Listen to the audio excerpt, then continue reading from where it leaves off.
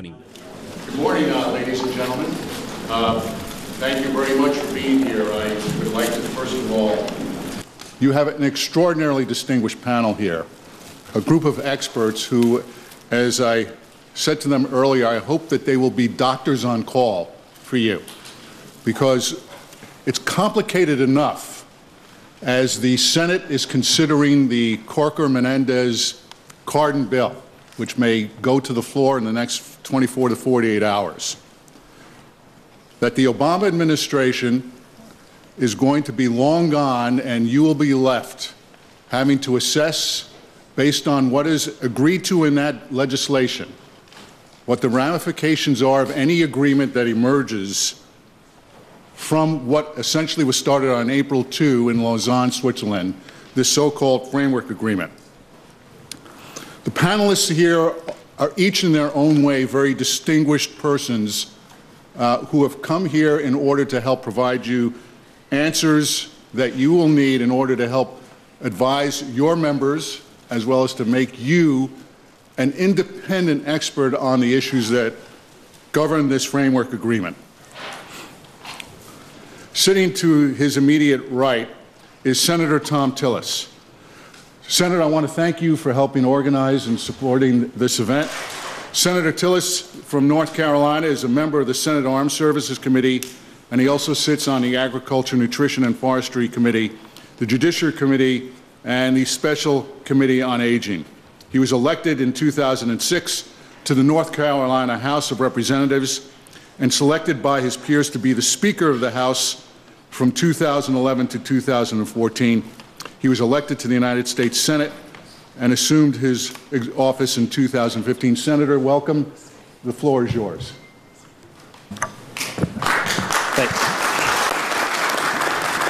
Thank you, Mr. Ambassador. I'm going to be brief. It's an honor to sit up here with this distinguished panel, plus me. I mean, they're the ones who have the expertise, and I'm looking forward to being able to hear their comments. Just to give you an idea of where I'm from, you know, up until December of this year, I was Speaker of the House. My idea of foreign relations at that point was how to deal with South Carolina and Tennessee. Now we're in a completely different world, and I've tried to do everything that I could to ramp up from the knowledge that I had just studying the issue out of personal interest into getting in front of the right people so that I can make informed decisions.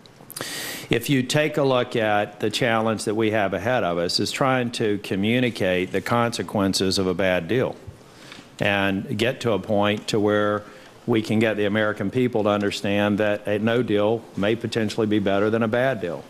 I had someone in the press ask me, is there an agreement that the President could put forward that you would potentially support? I said, of course. Now, current course and speed, it doesn't appear as though it will satisfy me in terms of the inspections regimen and a number of other things that have to go in place. The real snapback of sanctions, the kinds of enforcement mechanisms that we need, but I'm open to it. But I think a very important part of my role as a senator is going to be to really understand the intricacies of the deal. And the Corker bill gave us that opportunity. It also gives the American people and the press and others an opportunity for 30 days to really increase their focus on this issue. I'm not sure that the average American understands what's at stake here. I also think that the 90-day clock that ticks going forward in terms of confirming and certifying that Iran is living up to their terms of the agreement is very important. It will keep this at the top of the mind of the American people. And I appreciate you all being here, too, to get educated. Thank you, Mr. Ambassador.